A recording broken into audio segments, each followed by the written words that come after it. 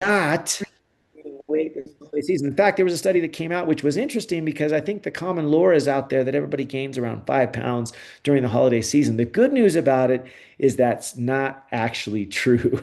The average weight gain over the holidays is closer to 2 or 3 pounds. In fact, this study was done just a couple of years ago, and they basically showed that the 5 pound thing we all like to share about is a little bit off. Thank goodness.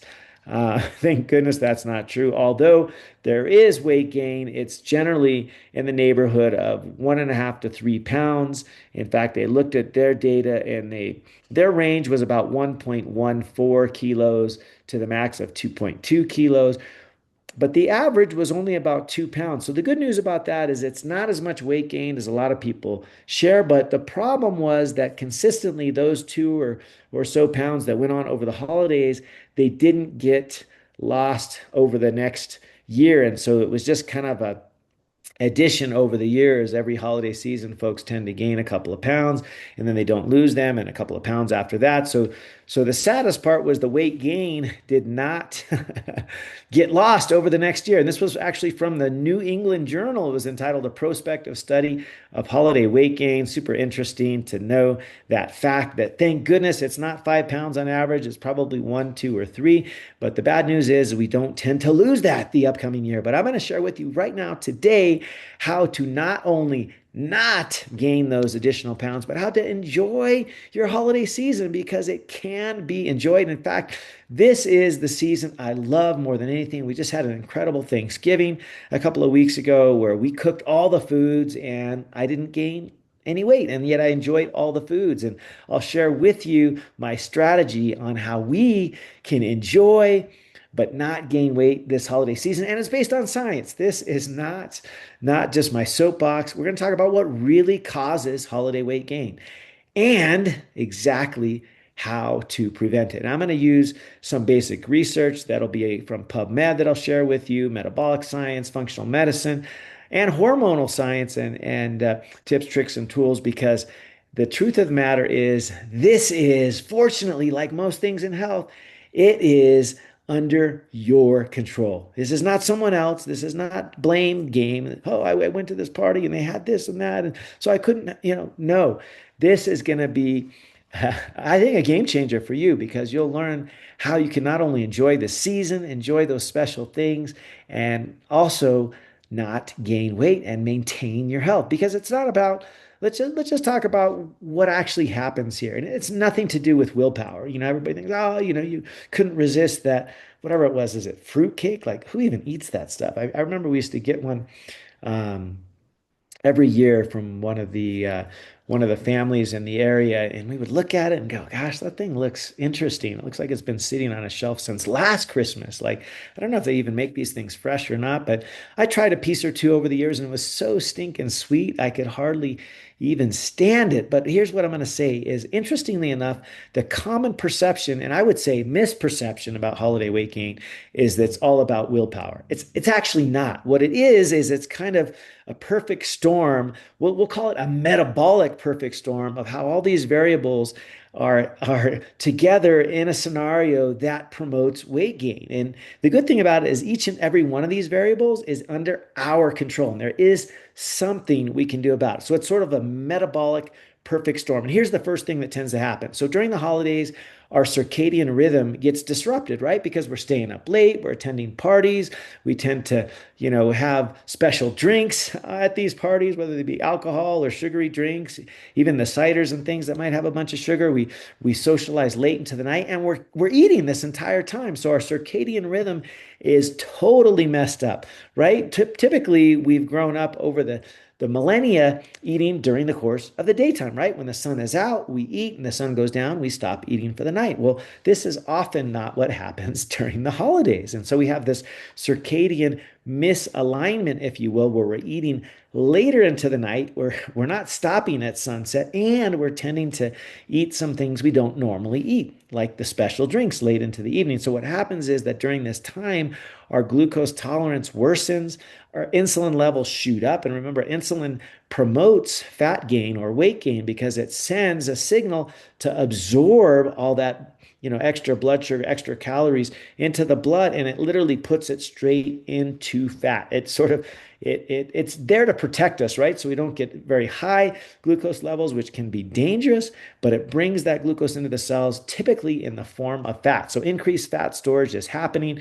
There's been some data from Harvard that's showing that eating late shifts your whole clock. It shifts your peripheral clock. In fact, there was data, gosh, that I reported in my book, Preventable: Five Powerful Practices to Avoid Disease and Build Unshakable Health, that came out of the Salk Institute in San Diego years ago on this very topic of circadian rhythm. And the two biggest triggers in circadian rhythm that our body pays attention to are, of course, the daylight signal, the sunrise, sunset, the light.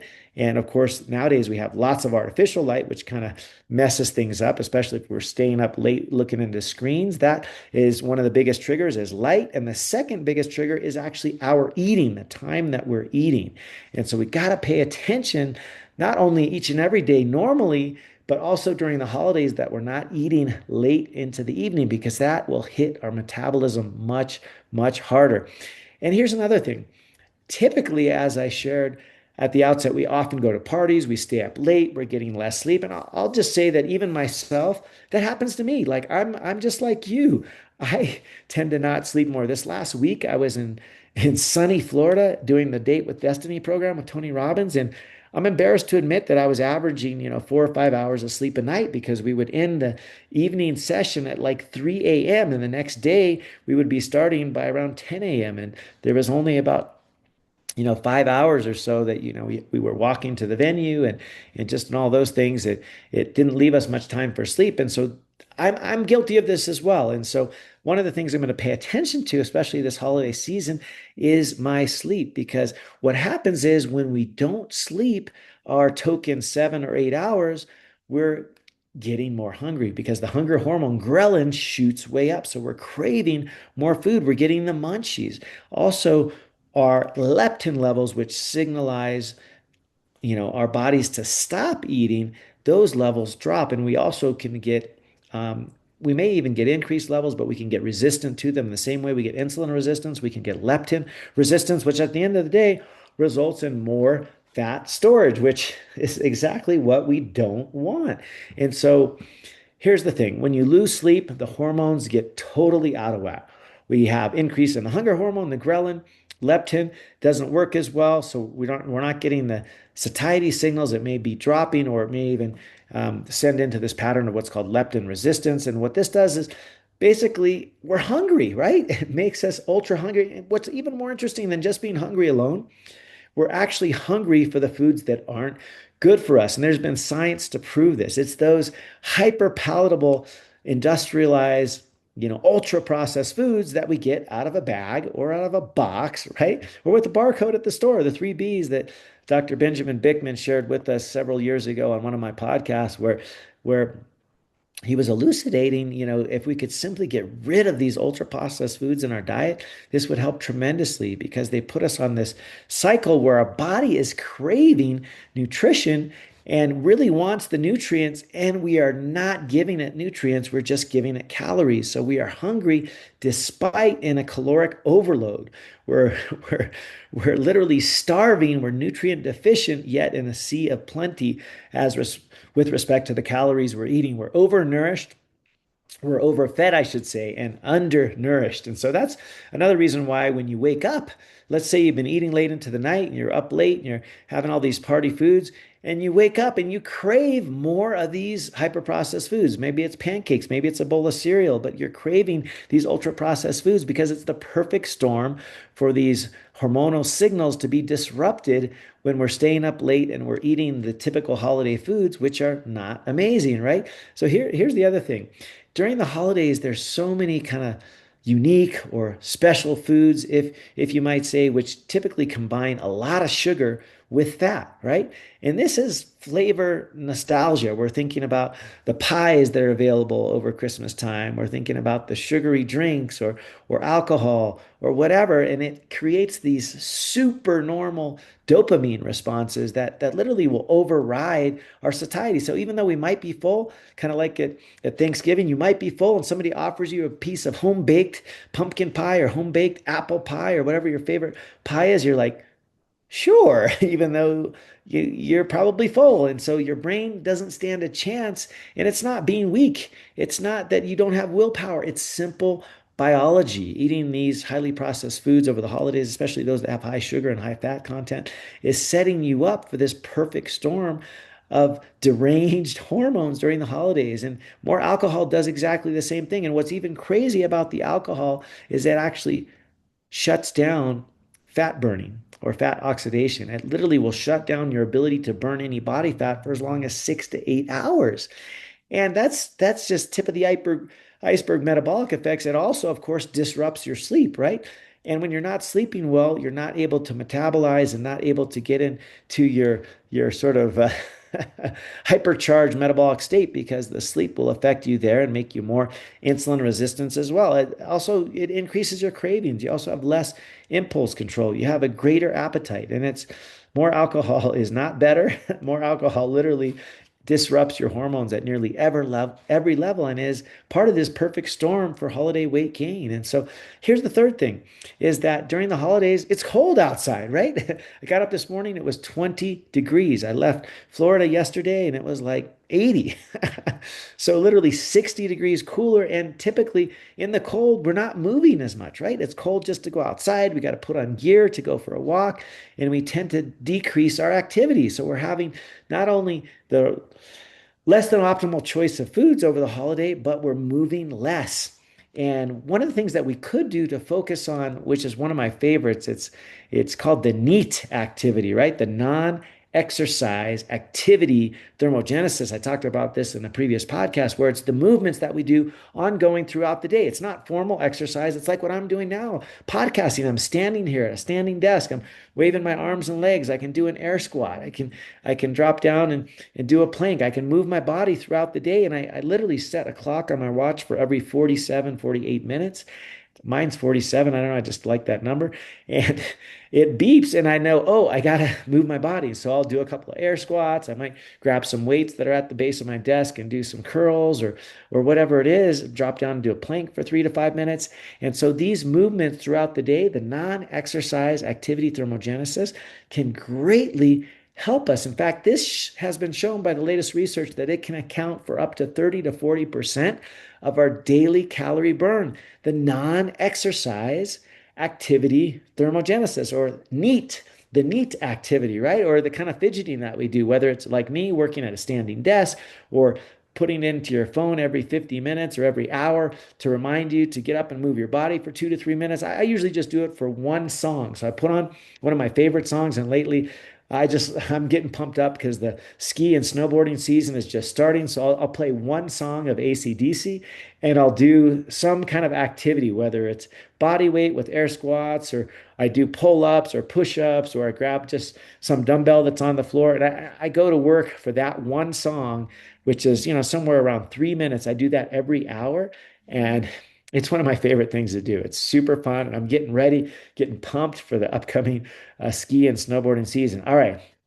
So, one of the most powerful things we can do to counteract this metabolic uh, perfect storm is to optimize and stabilize our blood sugar, right? First, we talked about how we can optimize our circadian rhythm and pay attention to those signals, which are basically the light and also the eating. We want to tighten that up a bit during the holidays and try to eat before sunset and try to make sure we're also, getting to bed at a reasonable time and not losing too much sleep. If you're out late a few nights, like for me, guaranteed. Christmas Eve, I'm going to be up late, although every year we try to start wrapping things early, and we do. And it's just Christmas Eve, we don't like to rush. We like to enjoy it. We usually, my wife and I will put on a movie and we'll be finishing wrapping the presents. And sometimes that's midnight on a really good year. It might be 1 or 2 or 3 in the morning, whatever that looks like, depending on the year. We're kind of just slowly and carefully wrapping those last minute gifts, getting them under the tree. And like I said, we're just enjoying the evening together. But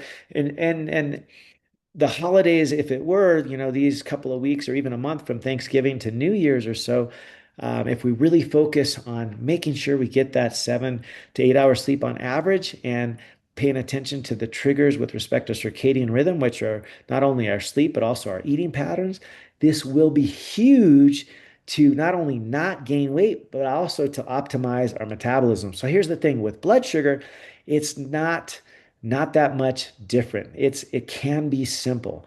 And what the good news about it is when we stabilize it, we're going to have less cravings. We're going to have much more energy. Our insulin levels will be lower. We'll be much more insulin sensitive.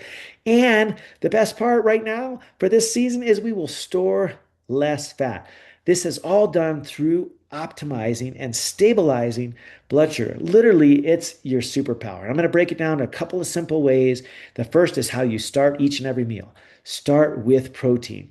Boom, just check it off the list, done. Start with protein. If it's breakfast, start with your eggs or your your protein source, whatever that may be.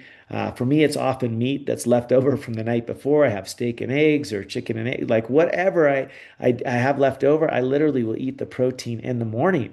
And I start every meal with protein because not only does protein satiate, but it has a thermogenic effect. In other words, eating protein actually helps you burn calories, whereas eating simple carbohydrates doesn't really have that effect. It just doesn't, but protein has a solid thermogenic effect. And also it satiates you, so you'll actually eat less at the end of the day. It blunts that curve. So protein first is the way to start each and every meal. Aim for somewhere between 30 and 50 grams of protein per meal. Personally, I'm aiming for 50 because I want to get 150 grams of protein per day minimum. That's 1 pound, 1 gram per pound of our ideal body weight. And the other thing you can do at the beginning of the meal as well is make sure you're having plenty of fiber. So I start my meals with both protein and vegetables. That's how I start every meal. And if I'm going to eat carbs, if I do it all, I put them at the end of the meal. And that's one of the best things for maintaining blood sugar. Um, it's actually been astounding. I've done it on myself, wear a CGM, that's a continuous glucose monitor. I have 2 kids that wear CGMs continuously, and we've watched this in all of us over the years, and it's been incredible. Like the order that you eat your foods, if you save your carbs to the end of the meal, you don't really tend to spike the blood sugar so much. It's amazing. And adding it, when you add significant fiber, like most of us in the US are getting very little fiber, maybe 10, 15 grams a day. We should be getting 30 to 60 grams of fiber a day. So I purposely add extra fiber to my meal. So besides having plenty of fruits and vegetables, I have like a fiber stick. It's a powder that I mix into my drink, and that adds significant fiber. And not only is it great for weight loss, great for your gut, it's actually really beneficial for cholesterol. And it's beneficial for your microbiota, getting your gut healthy. It is so awesome. It also lowers blood sugar. Like fiber could be your secret holiday superpower. If you want to know exactly what fiber source I use personally, reach out to me over on Instagram. That's Dr. Thomas Hemingway, Dr. Thomas Hemingway. You can send me an email, a message on Facebook. Go to my website, thomashemingway.com. You can send me a message there.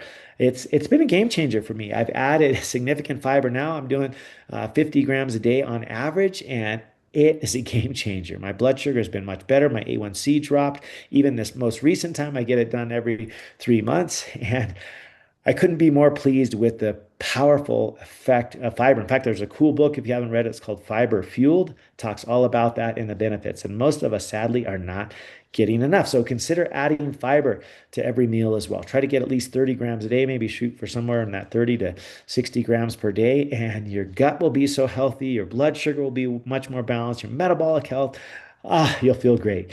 And yeah, I don't, but don't go 0 to 60, right?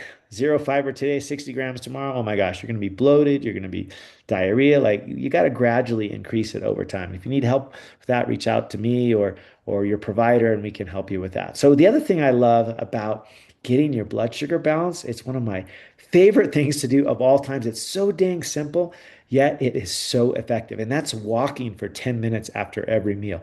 There literally was I think I'm going to pull it up for you because I was so impressed by how significant the effect was. In fact, this was published in Nature just this year, July 2025, because they studied walking for 10 minutes after a meal and seeing how it affected your postprandial or after meal blood sugar.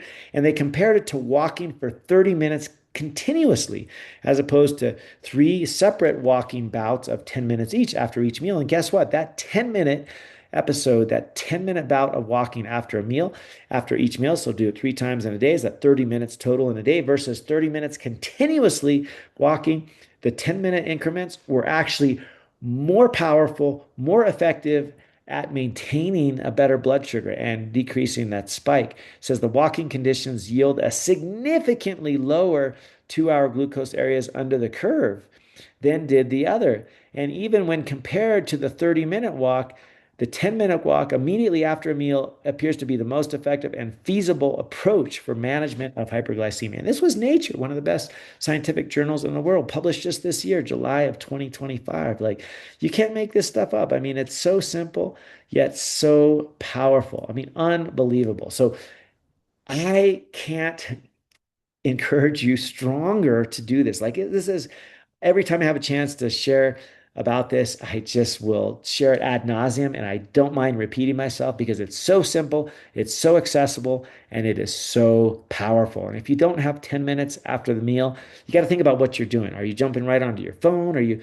starting to do some other thing? Like most of us can eat and then take 10 minutes for walking. I promise if you do this one thing, this may be the literal game changer in your energy, in the metabolic health, your blood sugar levels. I mean, it's amazing. It lowers your blood sugar. It increases your insulin sensitivity so that insulin works better for you. It reduces the fat that you store, and it enhances, encourages, and promotes digestion. So do this after each and every meal, especially any big holiday meal that you do. Instead of just plopping on the couch to watch the big game, make sure you go for a walk. And it's literally one of my favorite things. I can't talk about it enough. Here's the other thing that kind of makes sense with metabolic health and blood sugar levels during the holidays is that we often eat a big meal, right? Maybe it's Christmas Eve and maybe it's Christmas Day or whatever that may be, New Year's Day. We may eat a big meal out with our families or at a party. And here's what you don't want to do. Some people think in their head, because it kind of makes sense, right? Maybe I'll just skip breakfast, I'll skip lunch, and I'll just eat this massive one meal, the OMAD, right? The one meal a day approach. And I'll do that at dinner time because that's when the party is. Well, I would actually advise caution. I beg you to not do that because it does a couple of things that are not amazing. Okay, here's what it does. It can cause a massive glucose spike. And interestingly enough, even more cravings and more fat storage and worsening hunger. And of course, increased likelihood of overeating, right? Because you've been starving all day and you're like, oh my gosh. And you literally eat everything in sight. So here's what works better. Just eat normally. Eat your normal 3 meals or 2 meals, whatever it is, and enjoy the holiday meal, but just don't go for seconds. And instead of filling your plate with each and every item, just take a sample. What I love to do is I literally love to try everything. And so I'll just take like a spoonful or one little serving of each thing so I can take a bite of everything because I love to try all the different things, all the holiday foods, all the effort that's been put into it. I savor it, I enjoy it. But instead of eating a big portion, I might just eat 1 or 2 bites of everything and I enjoy it just the same. All right, we're going to talk a little bit about sleep. We kind of alluded to it before in the circadian rhythm section, but sleep and stress also can significantly tweak your metabolic health, especially during the holidays, because here's the deal. Sleep, as shared a few minutes ago, it actually controls your hunger hormones, right? Even one night of decreased sleep will jack up, increase, elevate your appetite, right? Because that ghrelin, that hunger hormone, goes out of control. It also will raise cortisol when you're not sleeping appropriately. Cortisol, that stress hormone, that will elevate and that can add to the weight gain because it actually encourages fat storage. Cortisol does. It also makes you more insulin resistant. It raises your blood sugar. It makes the high sugary foods, the ultra processed foods, like we talked about, it makes them seem even more desirable. It makes you crave them even more. There's this weird thing about poor sleep and stress that makes you want to crave the worst possible foods, those that aren't healthy and that are not helping you, right? Sleep is literally the foundation of your metabolic health. So during the holidays, make sure you protect your sleep, right? Because your waistline depends on it. It literally does. Like sleep, I've often found it to be the superpower for those that have done everything else. They've improved their diet, they're working out like crazy, they're eating protein first, and they're just not sleeping well, and their stress levels are through the roof. Once those get addressed and they start to sleep their 7 to 8 hours a night, and they're minimizing their stress through breathing, through those moments of mindfulness. They're eating mindfully, so they're eating less per meal. This has been a game changer. And I've had several clients lose those sort of 10, stubborn pounds, if you will, because they've worked on their sleep and they've worked on their stress optimization. Because what happens is stress it's for real, right? During the holidays, like there's so much pressure to do so many things. There's family dynamics, there's travel, like what I just did, there's financial stress, holiday chaos. There's so many different stressors that could possibly affect you. And those can all ramp up cortisol. What does cortisol do? Well, it raises your blood sugar. It promotes the fat storage, like we talked about, especially belly fat. It increases your cravings. And so here's a couple of quick strategies to help lower your cholesterol. I love this mindful breathing exercise. Before each and every meal, try to take 10 deep breaths. I challenge you, I double dog dare you, take 10 deep breaths prior to every meal. Don't just full court press, jump into the meal. Be mindful, sit down, say grace, connect with the family, take 10 breaths. That's about 2 minutes, right? 5 breaths or so per minute, 5 to 6 deep breaths per minute. That's about 2 minutes of mindfulness before your meal. Give thanks, have gratitude. Or you can try just stepping outside for some breaths, um, maybe 1 or 2 minutes, just kind of grounding yourself before your meal. Another thing that I love to do is every morning I get out, go for a short walk in the sun, get the daylight to hit my eyes. In Florida, I was walking barefoot on the beach, and that was amazing. Here it's 20 degrees or colder in the morning, so I can't do that. But I am getting outside and getting the fresh air. So grounding, so helpful. Another one of my favorite tips, tricks, and tools is just to be done with the blue light at least an hour before bed. So no screens. You got to sunset those screens as well. Give yourself at least an hour before your head hits the pillow to enjoy connecting with yourself, connecting with others, just getting into a mindfulness practice. Maybe it's a gratitude journal, maybe it's sitting in a warm tub, maybe it's hanging out with your spouse or partner or family, just chit-chatting, turning down the lights. I have a dimmer literally on every light. We're rebuilding our home right now in Florida, and it had literally, it was funny. We were talking to an electrician. He's like, "You want a dimmer on every light?" I'm like, "Every single light, including the bathrooms. The only one you don't have to dim is you don't have to put a dimmer on the light inside the closet. But other than that, I want a dimmer on every single light because I like to turn down the lights at night. I like to have this kind of ease into the evening that gets me ready for bed and just, able to breathe deeply and that's been so helpful for me. Or you can get some of these blue light blocking glasses, or you can use like a red light like I use to at night if I'm walking around. I have this little headlamp that's got a red light on it, so I don't have to turn on the overhead lights and wake myself up if I got to go pee or whatever. I got this red light headlamp that's super helpful. And so small things can literally make great things come to pass. And so to decrease your stress, just some mindfulness, like I just shared, has been a game changer for me. All right, here's another thing that will really help you. So I talked earlier about how it's not about lack of willpower. It's setting ourselves up for success. And that's what we're doing in this podcast. Set yourself up for success with respect to your sleep, your meal habits, your circadian rhythm, your movement patterns. Because if you get all that in sort of the perfect metabolic, helpful state, you're going to be much less likely to succumb to the challenges that happen when you're under a lot of stress, right? Because I want you, frankly, to enjoy, like truly enjoy the holidays. And if it's a piece of apple pie that is enjoyable to you, I want you to enjoy that. Whether it's eggnog, like whatever the thing is you want to enjoy, like I leave room for that. I love to enjoy these things. What I don't do is I don't indulge. Like I'm not drinking 2 cups of eggnog. I might just have half a cup or a couple of sips, or same thing with the dessert. I might just take 1 or 2 bites. Like I'm enjoying all the things, but I'm not indulging. I want us, and I got to remind myself too, because trust me, I'm a human just like anybody else. And if I go the whole day and I don't eat anything, like I mentioned earlier, then you go to a holiday party, well, I'm going to eat everything, and that's not ideal. So try to eat normally throughout the day, enjoy the meals, but just don't indulge or overdo it. Treat each with intention.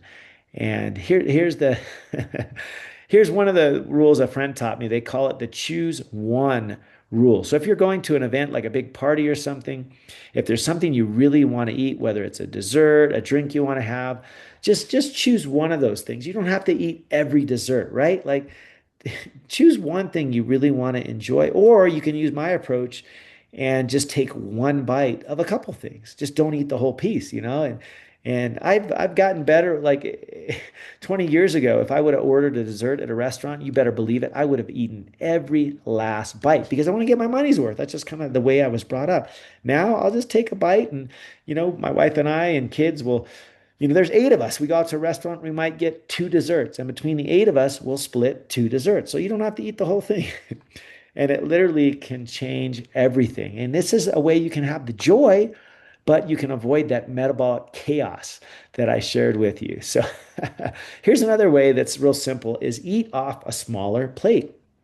Don't eat out of a box. Don't use a big bowl. Don't eat off a platter or gift box or whatever. Just do a medium-sized plate. And so plate your food appropriately. If you use a smaller plate and you're not going to go for seconds, you're going to be a little bit more judicious about what you put on that plate. And it actually will help your brain see that and regulate your appetite much better. Be intentional. Don't just eat mindlessly. This is one of my favorite things because recently I've got into some discussions with some people and I've looked at some research, and it's super interesting about how the mind works. The mind is extremely powerful. And what I've chosen in the last year or so is to be much more mindful about what I eat, because I can't be in perfect control over everything I eat 100% of the time, because a lot of time I'm traveling and I don't always get to decide exactly what goes into each and every meal. Sometimes I have to eat out, and I do my best to pick the most healthy thing on the menu that meets sort of my basic requirements. Protein first, make sure you have plenty of veggies, but I can't always be 100% certain that all the oils they've used are perfect and all these things. And so what I've decided to do, instead of pester every waiter or waitress or person that brings me food if it's got seed oils or not, I just enjoy the meal. I eat the meal with a smile, and I'm envisioning the nutrition that comes out of the meal and how it's going to help my body. And this actually has been shown to be much more effective, much more healthy. Because if you eat with an attitude of fear and like, oh my gosh, I just ate something with a seed oil, or oh my gosh, and you're stressing your body out, the cortisol goes up and your body is going to respond to that stress. So eating intentionally, eating with mindfulness, sitting down, slowing down, breathing, and enjoying every bite. Like for me, it's been a true game changer. One, in just my sheer enjoyment of not only the food that's there, but the meal, the people who are with me, the time that I'm sharing with those around me. It's been a game changer. Like focusing on being intentional and mindfully eating and being in that moment and enjoying each bite, enjoying the company around you. And I promise your nervous system responds much differently when you're eating mindfully. And it will help you not only with your enjoyment, but it'll help you to not put on those extra pounds. All right, we're gonna close this out pretty quickly here with a couple of my favorite things with respect to movement, because as I shared earlier, a lot of folks, including me, are in a place right now where it's cold outside and we're moving less. So we have to just remind ourselves that that non-exercise activity, thermogenesis, that neat activity, kind of the fidgeting that we can do throughout the day, it actually makes a big difference at the end of the day. That can increase your overall activity, the steps. If you're counting your steps, I would shoot for 8 to 10,000 a day. the most important one is try to walk after each and every meal. And then the movement snacks that we already talked about that I'll remind you of here, where you just put on your favorite song once every hour and you do movements to that song. It can be just full body dancing. There's actually a study recently that came out showing that, guess what? Big surprise, that dancing was healthy and it was just as good as any other zone two cardio that they studied, like any other. Like, so I'm feeling good about myself because last week, although I didn't get a lot of sleep, like, holy crap, did I do a lot of dancing. And anybody who has been to a Tony Robbins event or to my wife's event, the one that we do every January, coming up January 22nd through 25th, just in a couple of weeks in San Diego, like every time the music comes on, you get out of your seat and you dance. Like, that activity is as good as any other zone two cardio. Simple dancing. You can do this every hour with your favorite song. You can lift weights. You can do body weight exercises. These movement snacks that I'd recommend, a couple of minutes every hour, have literally been a game changer for me. And getting out in the morning for some sunlight to anchor in that circadian rhythm. Game changer, game changer. All right, we're going to close this out with some supplements to consider and also maybe a couple of things to avoid a little bit or at least minimize, right? We talked about the big one already, alcohol. Alcohol is a part of a lot of holiday parties. And I'm not saying that, you can't have a drink or whatever if that's what you normally do, but just don't make it two or three or four drinks, right? Because one of the things that alcohol does is it shuts down your fat burning. I shared about this a little while ago, but it literally shuts it down for 6 to 8 hours. And not only does it that, but it actually increases your appetite and typically your appetite for carbs and for those highly palatable foods. It also messes with your sleep. So you can't optimize your metabolism through getting a good sleep because it disrupts your REM sleep and it increases insulin resistance. So here's kind of a leaner way to do it over the holidays is maybe either choose having a dessert at the party or a drink, but not both. Maybe just do one or the other, or maybe stick to one glass, or maybe rotate. Don't have a drink every time. Like, just don't go crazy, right? Because alcohol will literally wreak havoc on your metabolism. Another thought, which I've looked at, which has been interesting, is if you drink water before and after every drink, it'll hit you a little bit less hard. Never drink on an empty stomach, right?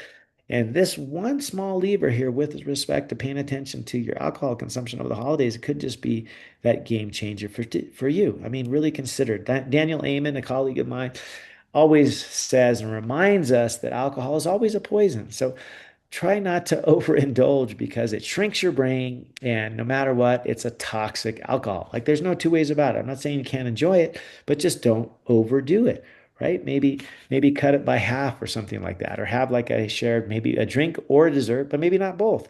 I mean, just things to consider because this holiday season, I want you to be successful in maintaining your health, not gaining weight, and maintaining your energy, your activity, your metabolism. And I know these tools will help you. So let's round it out with one of my favorite things to talk about is a couple of supplements that have helped me. One is my favorite mineral of all times, the mighty magnesium mineral, because it'll help you with your sleep. It actually helps decrease cravings. Magnesium threonate is my favorite, Threonate, magnesium threonate. I can share with you the one that I get. I just grab it off Amazon. Magnesium glycinate is also a great one.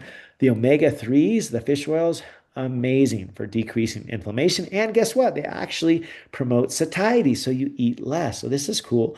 I also this year started having digestive enzymes before each and every meal so that I could be able to actually get the nutrition out of what I'm eating. So that is something you may consider, digestive enzymes, adding them to your list.